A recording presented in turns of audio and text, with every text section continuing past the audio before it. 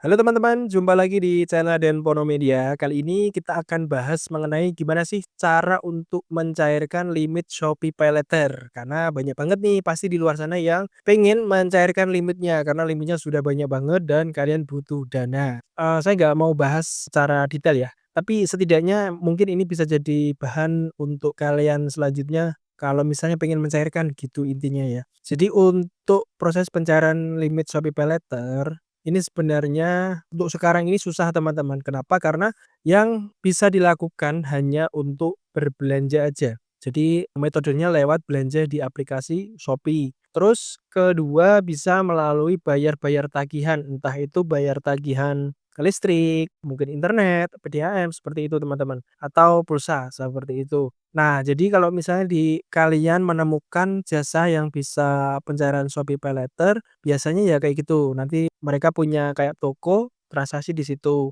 atau mungkin lewat tagihan. Nah, tapi kalian wajib banget hati-hati karena saat ini ya, karena memang prosesnya sudah semakin susah, itu banyak banget penipunya teman-teman ya. Jadi ada yang ngaku-ngaku dia bisa mencairkan ini itu. Nah, kalian harus hati-hati dan pastikan itu jasa yang memang terpercaya. Nah, biasanya gini teman-teman, kalau penipu itu kalau misalnya sudah dapat target nih gitu ya.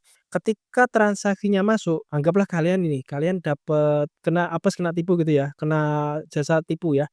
Ketika kalian transaksi satu kali, nah harusnya sesuai kesepakatan itu kan langsung cair.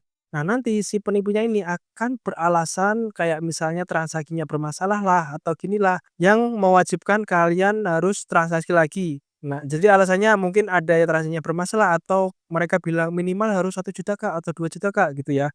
Dan meminta kalian untuk transaksi lagi. Nah, kalau sudah seperti itu, wajib banget kalian jangan lanjutkan karena itu penipu teman-teman. Jadi tujuannya mereka itu menguras semua limit yang ada di akun kalian. Jadi kok kalian cuma transaksi 500.000 gitu misalnya, terus mereka minimal 1 juta Kak. Nah, itu sudah tanda-tanda mereka mau nipu.